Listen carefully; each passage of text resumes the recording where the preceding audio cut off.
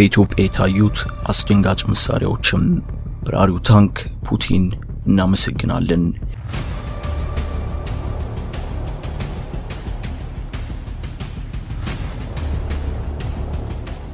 ኢትዮጵያ ትላንት ለዓመታት ያልታየ የጦር ልምምድ አዋሽ አርባ ላይ አድርጋለችም። የኢትዮጵያ ጠላቶች እንደ ንጋት ወፍ ተንጫጭተዋል። ግብጽ፣ ሱዳን ሌላውም አውጣም ብለዋል። አናብስት ሀገር የጥቁሮች ምድር ኢትዮጵያ እጅ እንደማትሰጥ እንደማትፈርስ እንደማትሸነፍ ዳግም አረጋግጣለችም። በኢትዮጵያ የጦር ልምምድ ያልደነገጠ የለም። ኢትዮጵያ ከገባችበት የሞት ጥልቅ ጉድጓድ ፈንቅላ እንደወጣች ግልጽ የነበረ ቢሆንም እንዲህ እንደ አራስ ነብር ጦሯ ተቆጥቶ ይመጣል ብሎ የጠበቀ ግን ማንም አልነበረም። እንግዲህ እጅሽን ሰብስቢ ግብጽ፣ እጅሽን አንሺ ሱዳን። የጦር እንኳንስና እንዲህ አይነት እጅግ አደገኛ የጦር መሳሪያ ታጥቆ ይቅርና በክላሽንኮቭ ጠመንጃ ጠላቱን የረመረመ ነው። ጠቅላዩ አሁን የተገነባው ጦር ዘመናዊ መሳሪያዎችን እንደታጠቀና በአጭር ጊዜ ማሸነፍ እንደሚችል አረጋግጧል። ከሁሉም በላይ ትኩረትን የሳቡት በስሪቱ ላይ የታዩት እጅግ ዘመናዊ የጦር መሳሪያዎች ናቸው። እነዚህን የጦር መሳሪያዎች ምስላቸውን በመጠቀም የየት ሀገር ስሪት እንደሆኑና ምን ያህል ብቃት እንዳላቸው መረጃዎችን አጠናክረናል። መሳሪያዎቹ የመጡት የምንጊዜም የኢትዮጵያ ወዳጅ ከሆኑት ቻይናና ሩሲያ እንደሆነ ከስሪታቸው ማረጋገጥ ችለናል። በዚህ ልምምድ ላይ ዋናነት የታዩት እጅግ ዘመናዊ የጦር መሳሪያዎች 3 ሲሆኑ ሁለቱ ሩሲያ የምታመርታቸው ናቸው። አንደኛው ደግሞ ቻይና ሰራሽ ነው። መሳሪያዎቹ እጅግ ዘመናዊና በጣም ውድ የሚባሉ ናቸው። ጥቅም ላይ የሚውሉትም ሀገር አደጋ ውስጥ ስትገባና የውጭ ወራሪ ኃይል ሲመጣ ለመከላከል ነው። ትርኢቱ ላይ እጅግ አስፈሪ ሞገስ ተላብሶ የታየው የመጀመሪያው መሳሪያ ቻይና ሰራሽ የሆነው ኤስኤች-15 የተባለው ሃውቲዘር ነው። የመሳሪያ አንዱ ብቻ 2.1 ሚሊዮን ዶላር ዋጋ አለው። በስሪቱ ላይ የታዩት ሃውቲዘሮች እጅግ በርካታ ናቸው። ሰልፍ ይዞ የታዩ ሲሆን የሰልፉ መጨረሻ ከዓይን የራቀ ነበርም።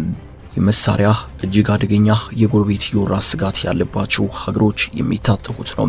ልክ እንደ ኢትዮጵያ ሁሉ ችግር ሲፈጠር ከማገዝ ይልቅ መሬት ለመውረር የሚሰለፉ ክፉ ጎረቤቶች ያሏቸው ሀገራት ይህንን መሳሪያ ተሯሩጠው ነው የሚታጠቁትም።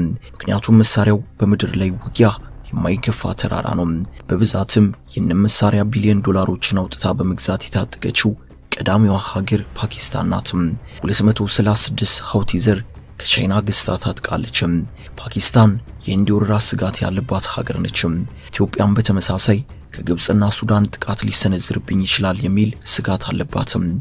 ለዚህም ይመስላል ይህንን እጅግ ውድና አደገኛ መሳሪያ መታጠቋን ወቁልኝ አለችው። የመሳሪያ 22 ቶን ይመዝናል። በቅርቡ የተፈጠረ መሳሪያ ሲሆን ሙከራውን ጨርሶ ለአገልግሎት ብቁ የሆነው በ2019 ዓ.ም ነው። በ2020 ነው የሚል መረጃም አለ። ለመጀመሪያ ጊዜ እየታየውም በቻይና ምድር ነበርም። ተራራ ወጥቶ መዋጋት የሚችል አንጀት አርስ በታንክና በሚሳኤል ማስወንጨፊያ መካከል ያለ ክንደ ብርቱ መሳሪያ ነው። እስከ 53 ኪሎ ሜትር ድረስ ኢላማውን መምታት ይችላል። መሳሪያው ኢላማውን የሚለየው በጨረር ነው።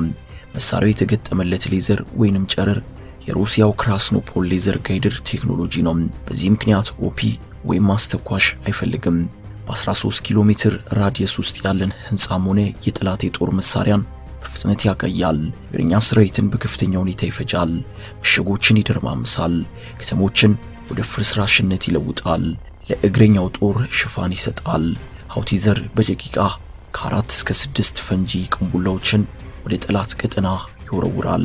ትዕዛዝ ከተሰጠው በአንድ ደቂቃ ውስጥ መተኮስ ይጀምራል። ይህም ከሁሉም የታንክ ዘሮች እጅግ ፈጣን ያደርገዋል። ለአንዱ ሃውቲዘር በውጊያ ወቅት 6 ወታደሮች ይመደቡለታል። ስራውን በአግባቡ እንዲሰራ እነዚህ 6 ኮማንደሮች የግድ ያስፈልጉታል። ከዋናው ተኳሽ በተጨማሪ በአጭር ርቀት የሚመጣን ጠላት የሚጠራርግባቸው ትናንሽ መሳሪያዎችንም እየታጠቀ ነው። እጅግ በፍጥነት ከቦታ ወደ ቦታ የሚንቀሳቀስ በመሆኑ በውጊያ ሰዓት የአየር ጥቃት እንዳይፈጸምበት ያደርጋል። እየተንቀሳቀሰ ጭምር መተኮስም ይችላል። ይህንን መሳሪያ ኢትዮጵያ በምን ያክል ቁጥር እንዳስገባቸው እርግጠኛ ሆኖ መናገር አይቻልም። በትርኢቱ ላይ ግን በርከት ብሎ በሰልፍ ታይቷል። የኢትዮጵያ መከላከያ ሰራዊትን በምስራቅ አፍሪካ አይደፈር ያደርገዋል። መጀመሪያውንም በምስራቅ አፍሪካ ቁጥር 1 የሆነው መከላከያ ሰራዊታችን አሁን ላይ የበለጠ የግብጽና የሱዳን ራስ ምታት ሆኗል።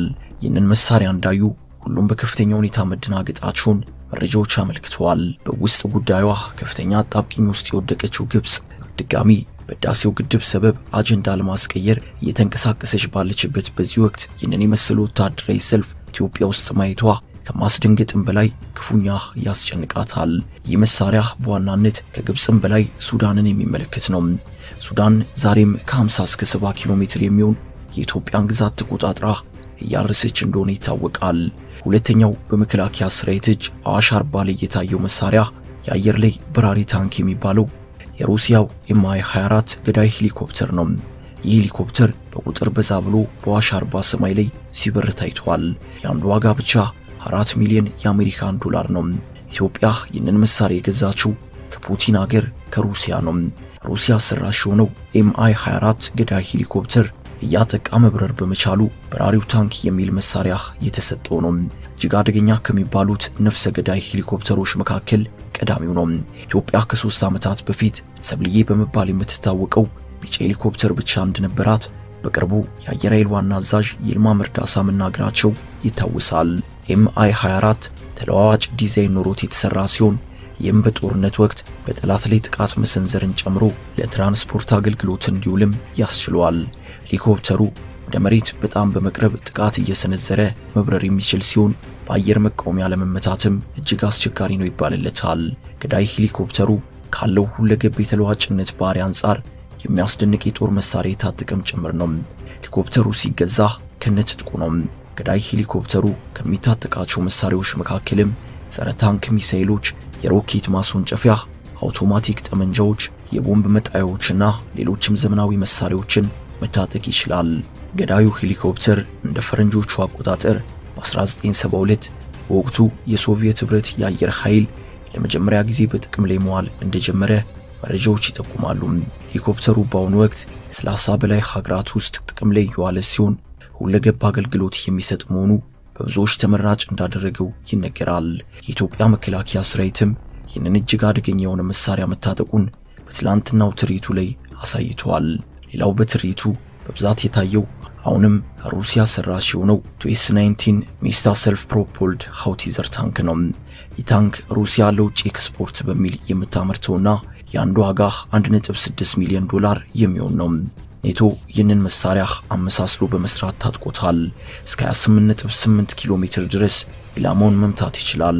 የሮኬት ጥይት ከገባለት ደግሞ እስከ 36 ኪሎ ሜትር ድረስ መተኮስ የሚችል ብርቱ ታንክ ነው። 360 ዲግሪ የተሽከረከረ በአንድ ደቂቃ ውስጥ ከ6 እስከ 8 ዙር የመተኮስ ብቃት አለው። በ10 ደቂቃ ውስጥ አንዱ ታንክ ብቻ እስከ 50 ቅንቡላዎችን ያለምንም ረፍት መተኮስ ይችላል። ሁለተኛውን ዙር ጥቃት ለመጀመር ደግሞ 22 ደቂቃ ብቻ ይበቃዋል። ከ1989 ዓ.ም ጀምሮ እስካሁን ድረስ በጦርነቶች ውስጥ ሁሉ እየተመላለሰ ነው። ሩሲያ አሁን ላይ በስፋት እየተጠቀመችበት ትገኛለች። ኢትዮጵያ ይህንን ታንክ በሰሜኑ ጦርነት ላይ ስለመጠቀሟ የወጣ መረጃ የለም። ይህ ታንክ በቅርቡ ሩሲያ ዩክሬን ጦርነት ላይ ብቻ አገልግሎት እየሰጠ እንደሆነ ነው ዊኪፒዲያ ያስቀመጠው። ታንኩ 42 ቶን ይመዝናል። እንግዲህ ኢትዮጵያ እነዚህን የመሳሰሉ የጦር መሳሪያዎችን አውጥታ ያሳየችው ለማን እንደሆነ ራሱ ይገባዋል። ኢትዮጵያን ለመዳፈር ያሰበ ካለ እንዳይሞክረው ኮዱ የተሰጠ ማስጠንቀቂያ ነው።